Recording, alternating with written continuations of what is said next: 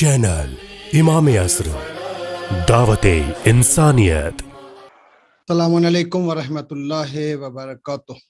وعلیکم السلام ورحمۃ اللہ۔ میں خاص کر کے تمام سامعین اور ناظرین کی خدمت میں بھی سلام عرض کرتا ہوں۔ وعلیکم السلام۔ وعلیکم السلام۔ یہ یقیناً ہماری خوش نصیبی ہے اور احسان ہے حجت الاسلام والمسلمین سید محمد اسلم رضوی صاحب کا کہ مجھے ایک ایسے بین الاقوامی پلیٹ فارم پہ گفتگو کرنے کا موقع فراہم کیا۔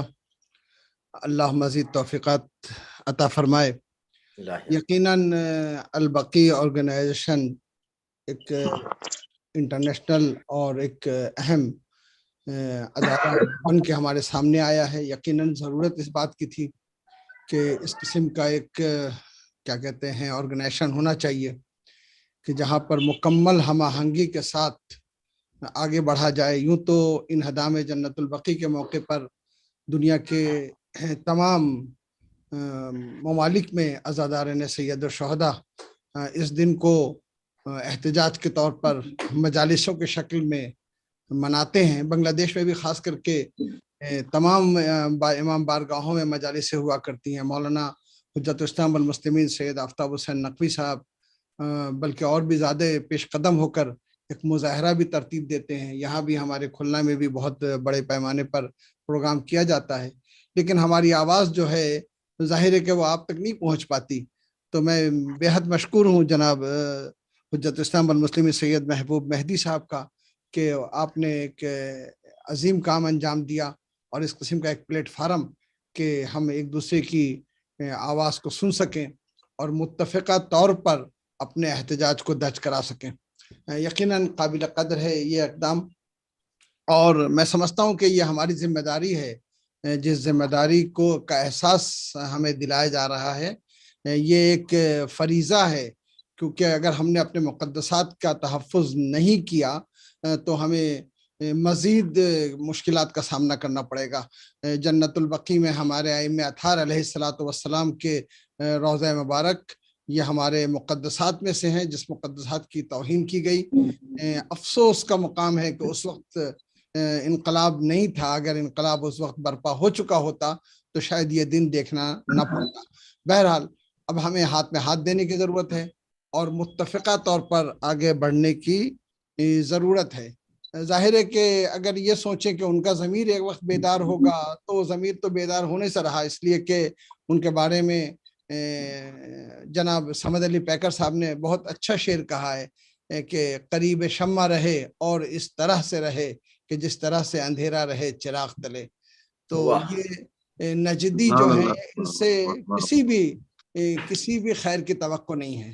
یقیناً ایک بین الاقوامی پلیٹ فارم کے ذریعے ان پہ دباؤ ڈالا جائے اور ان کو مجبور کیا جائے کہ یہ مسئلہ بھی ایک عالم اسلام کا اہم مسئلہ ہے، ٹھیک ہے نا۔ کم سے کم ان کی پورے عالمی سطح پر جو ہے وہ رسوائی ہونی چاہیے کہ انہوں نے مقدسات کی توہین کی۔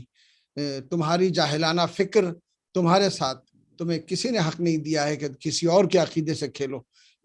ہمارے مقدسات اہل بیت اطہار علیہ الصلوۃ والسلام کے مزارات مقدسہ یہ ہمارے لیے نہایت محترم ہیں۔ ہم کسی بھی قیمت پر اس مسئلے پہ خاموش بیٹھنے کے لیے تیار نہیں ہیں۔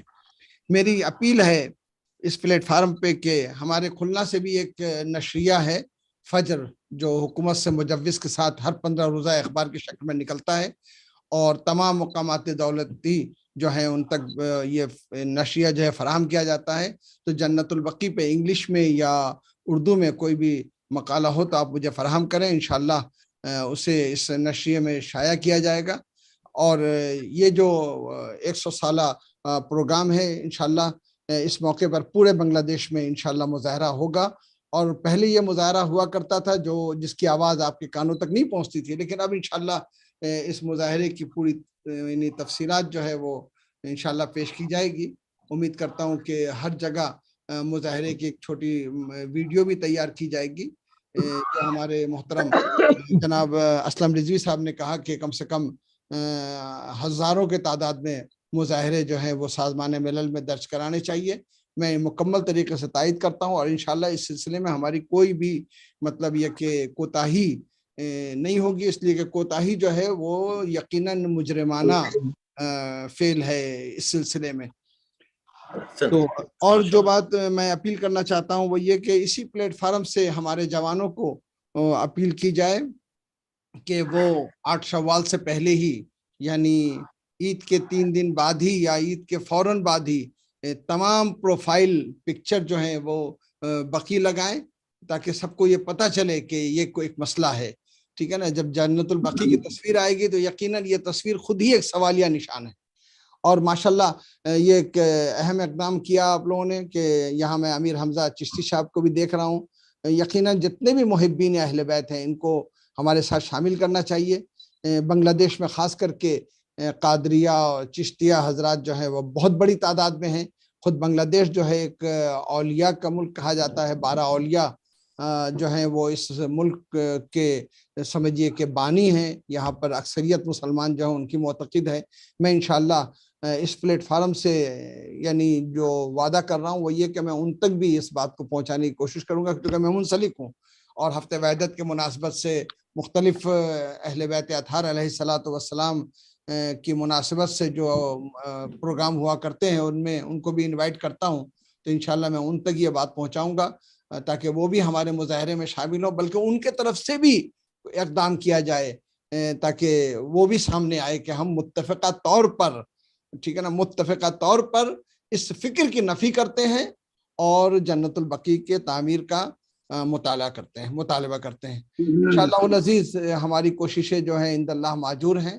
خدا ہماری ان کیا کہتے ہیں کوششوں کو مستجاب کرے، ہمیں توفیق عطا کرے اور ہمیں قوت بازو عطا کرے کہ ہم اس مسئلے میں مخلصانہ طور پر جو ہمارے عقیدے سے وابستہ ہے ہم آگے بڑھیں اور انشاءاللہ اس کو ایک مرحلے تک پہنچائیں جہاں تک ہمارا وظیفہ ہے. والسلام علیکم ورحمۃ اللہ وبرکاتہ. میں تہہ دل سے مشکور ہوں یہ موقع فراہم کرنے کا، اور ماشاءاللہ جو حاضرین ہیں ان سب کی خدمت میں سلام عرض کرتا ہوں. انشاءاللہ آئندہ بھی ملاقات ہوگی.